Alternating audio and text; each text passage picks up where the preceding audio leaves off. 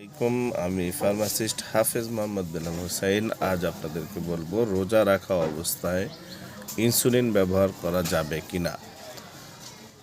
অনেক ডায়াবেটিস রোগীর মনে প্রশ্ন থাকে যে আমি রোজা রাখা অবস্থায় ইনসুলিন ব্যবহার করতে পারবো কিনা।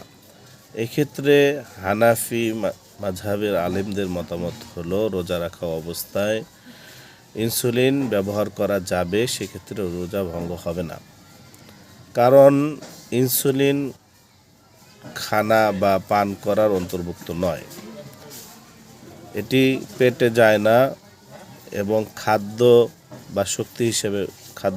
শক্তি হিসেবে ব্যবহৃত হয় না, চিকিৎসার কারণে নেওয়া হয়। এই কারণে রোজা রাখা অবস্থায় ইনসুলিন ব্যবহার করলেও রোজা ভঙ্গ হবে না।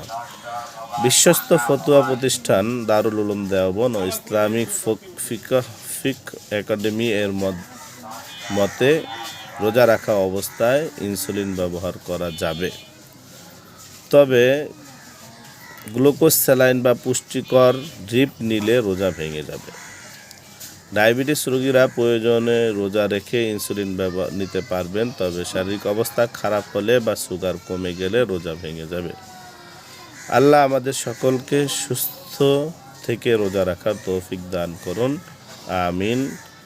এমন সুন্দর সুন্দর ভিডিও পেতে আমার চ্যানেলটি সাবস্ক্রাইব করুন। আসসালামু আলাইকুম ওয়া রাহমাতুল্লাহি ওয়া বারাকাতুহু।